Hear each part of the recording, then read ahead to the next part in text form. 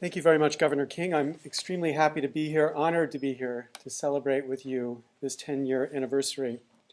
But I want to talk about this by setting it in a little bit of a context. Context begins in 1846, where someplace close to this place, Walden Pond, outside of Boston, this man, Henry David Thoreau, wrote the following. There are 1,000 hacking at the branches of evil, to one who is striking at the root. So this is a picture of a 14-year-old boy. It's a picture of an epidemic that is sweeping across the country in the United States, the childhood obesity epidemic. That epidemic now captures 3 times the number of kids who are technically obese since 1980. More than 1/3 of children over the age of 2 now are technically obese. Now this epidemic, of course, has costs. One of the most important is the rise of type 2 diabetes. Ordinarily, that's a diabetes that only afflicts old people. In some segments of our economy now, 1/2 of the new cases are cases that come from kids. The total cost of this epidemic, $147 billion in annual direct costs, and this leads many people to ask why. What has produced this response? Now, when I was a kid, I was fat. I kind of blamed it on genetics, but it's a little bit hard to believe that a whole generation has been swept up in this genetic transformation. Of course, it's not genetics, it's what we eat. There's a consensus among people who know something about the matter that we eat too much of this stuff, not enough of this stuff. And it's actually not technically this stuff, sugar, it's more accurately the rise in high fructose corn syrup. Literally 40% of the products in your supermarkets now have high fructose corn syrup in them. You might ask, why would that change have occurred? And the answer is the change in relative prices between sugar and corn. Now that leads some enamored with the free market to say, well, if that's what the market says, that's just what we've got to accept. But the answer is, it's not quite so simply tied to the market. Sugar is expensive because we protect sugar through tariffs, giving about $1 billion in extra profits to sugar manufacturers, and there are about 6 in the United States, costing the economy about $3 billion in lost efficiency because sugar costs between 2 and 3 times the price of even Canada just to our north. And corn in the United States is so cheap because it's subsidized by the government. More than $74 billion in subsidies in just the last 15 years, leading some to argue that the cost of producing corn is actually negative. You actually get paid more than it costs to produce. So when you add these 2 points together, what we see is a radical shift in the cost of food. So between 1997 and 2003, the cost of vegetables went up by 17%, cost of a Big Mac down by 5.4%, cost of a bottle of Coke down by 35%. And also a radical shift in how food gets made.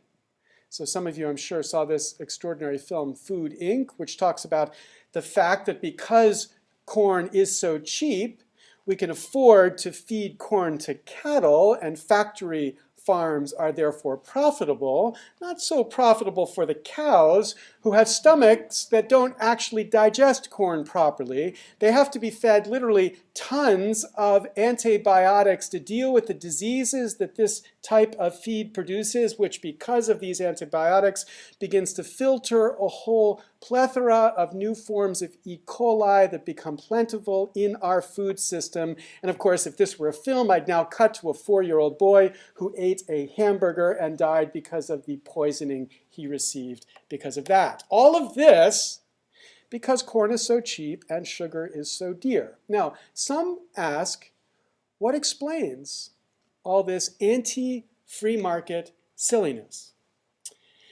The political scientists would say, well, we can't really prove what's causing all this, but this is what we can say with confidence. There's an enormous amount of campaign cash on both sides of this story. sugar producers dumping millions of dollars of campaign cash into the recent campaign cycles. And of course, ADM famous for their support of all sorts of new ways to use corn across our economy, suggesting that if in fact it's because of these campaign contributions, it's campaign money that's distorting a market, which is distorting food production, which is distorting our children. Okay, now, this is one story. And if I had endless time, I'm told I don't have endless time, but if I did, we could offer an endless list of cases that are precisely the same. Think about the debacle on Wall Street as our economy was led off a cliff by an extraordinary mix of misregulation and greed. Why is it we were led into that position? Well, I commend this important book by Simon Johnson and James Quack, 13 Bankers, which describes this perverse mix of deregulation and re-regulation that led to this collapse. Deregulation, in the context of the innovations that happened in the 1990s, these new financial innovations, innovations that became invisible to the market because the regulators did not require that these innovations be reported or traded publicly. So Frank Partnoy estimated this for me. He said in 1980, 98% of all financial assets in our economy were publicly traded and transparently recorded and subject to anti-fraud requirements so that the market knew about them.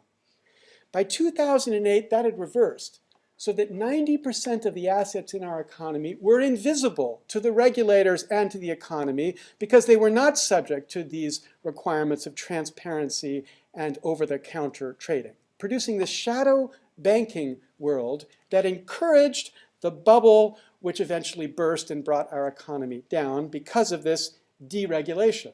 But it wasn't just deregulation. It's also a kind of re-regulation here. A government guarantee that when this bubble burst, there would be a bailout on the other side.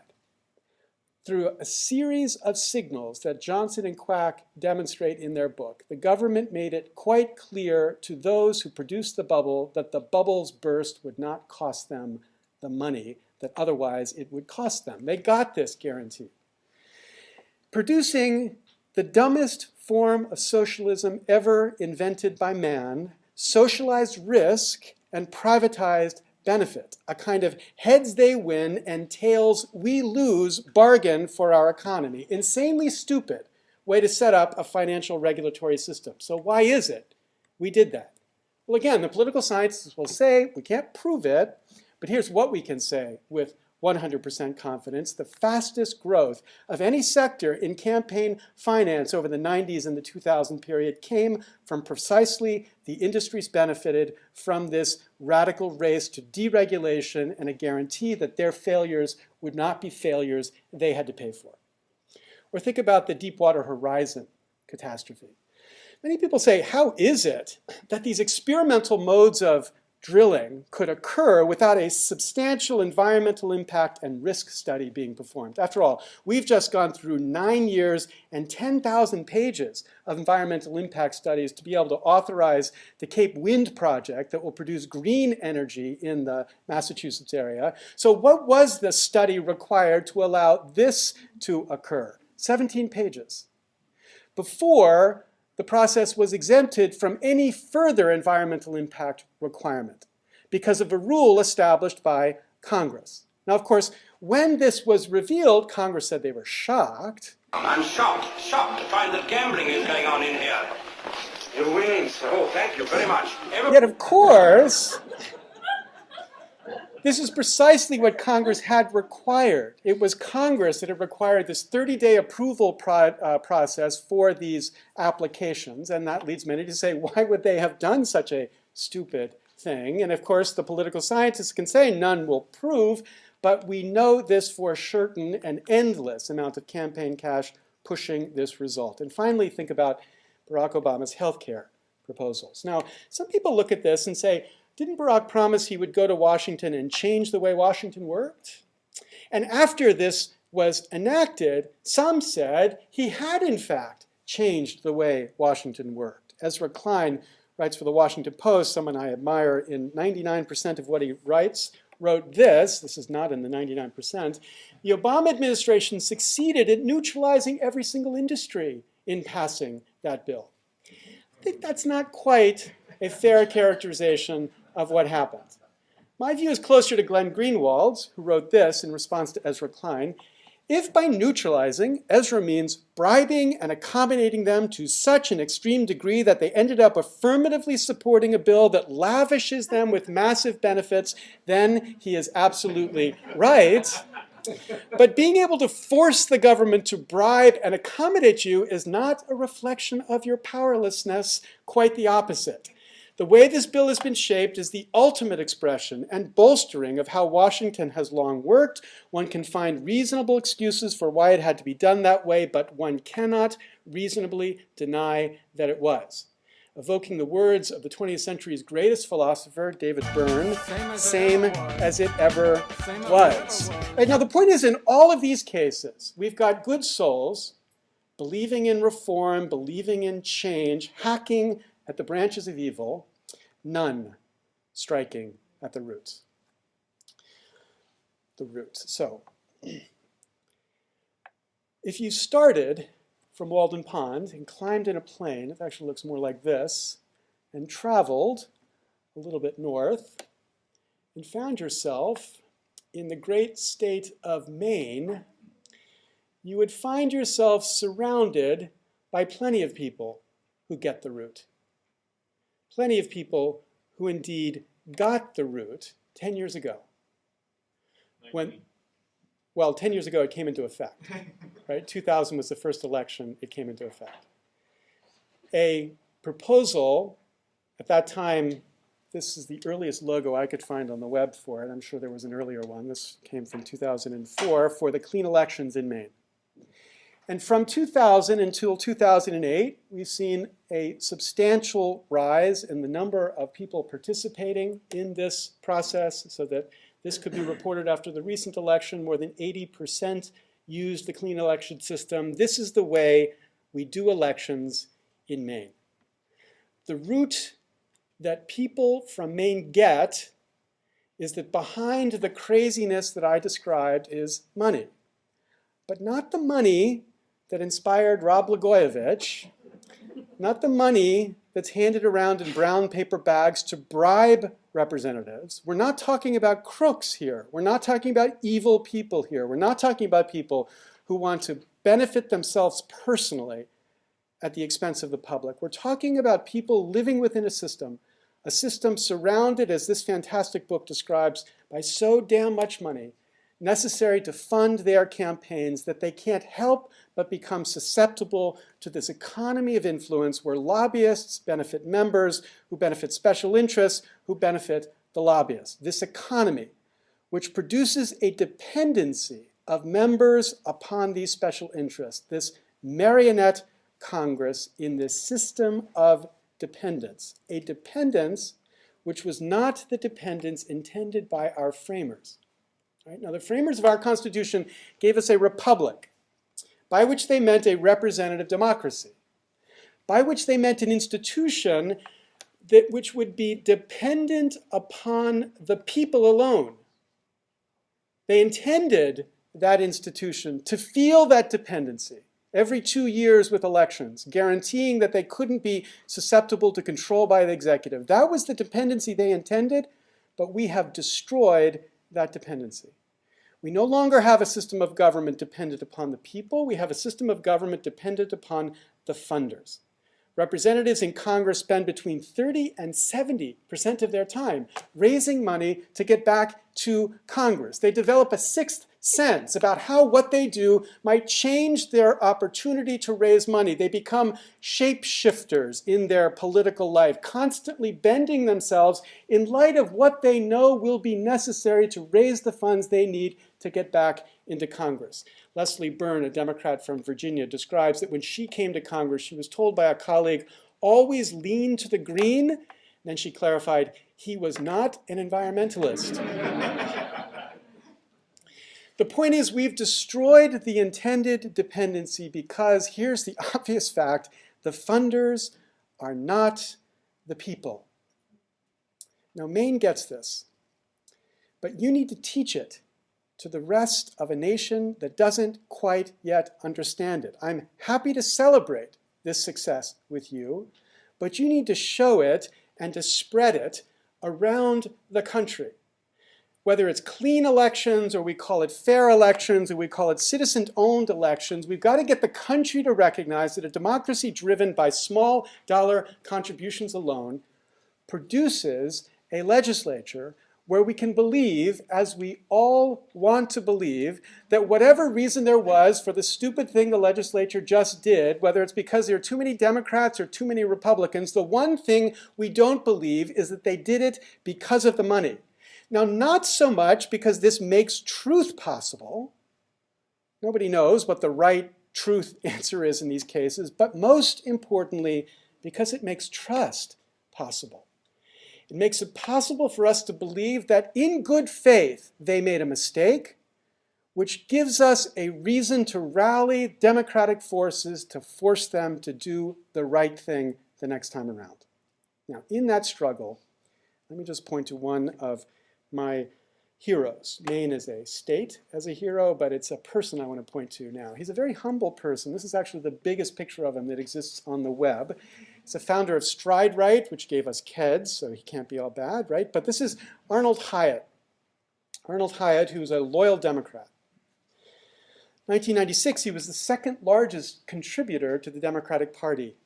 And Bill Clinton decided to invite all the top contributors to the Democratic Party to a dinner in June 1997 at the Mayflower Hotel, a dinner of fat cats who would tell the president precisely what the president should do in the remaining years of his administration. We don't actually have a picture of this, but as each of these fat cats got up to speak, the president sat there patiently listening to their advice. Arnold HIATT got up to speak last, and this is how I kind of envision that scene. So Arnold stands before the president, and he says, "Mr. President, I know you're a great admirer of Franklin Delano Roosevelt. So I want you to put yourself in Roosevelt's shoes in 1939. When Roosevelt realized he needed to convince a reluctant nation to wage a war to save democracy." Because Arnie said, you too, President Clinton, must convince a reluctant nation to wage a war to save democracy. Not a war against fascists, a war against fat cats, people like us, people who believe that merely because they are wealthy, they are entitled to direct government policy, who believe they are naturally entitled to pick up a phone and get a senator or a president or a governor on the other end. People who have distorted what this democracy means. Now, as you can imagine, in this room full of fat cats, after Arnie was finished, there's a little bit of silence. The only published account we have of this event reports that Clinton's response effectively slashed HIATT to pieces, humiliating him in front of the group.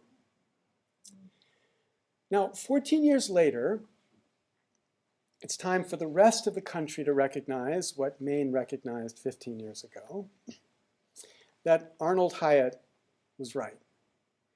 That we do, all of us, need to work to convince this nation to wage a war to save this democracy. But Arnold HIATT was also wrong to believe that it would be politicians who would lead this fight. It's not politicians, it's us, it's citizens, it's the state of Maine. We need to convince, you need to teach, not so much how change is possible, that's no longer a very sexy way of talking about things, but how different is possible and how different makes democracy possible again. Now, as Benjamin Franklin walked out of the Constitutional Convention, after the convention had adopted the draft constitution that would go out to be ratified by the states, a woman approached him and said, "Mr. Franklin, what have you wrought?" And Franklin responded, "Madam, a republic, if you can keep it. A republic, a representative democracy, a system to be dependent upon the people alone, America needs to recognize we have lost that republic. It is not our republic today. But I thank you for leading us in this war to get it back. Thank you very much.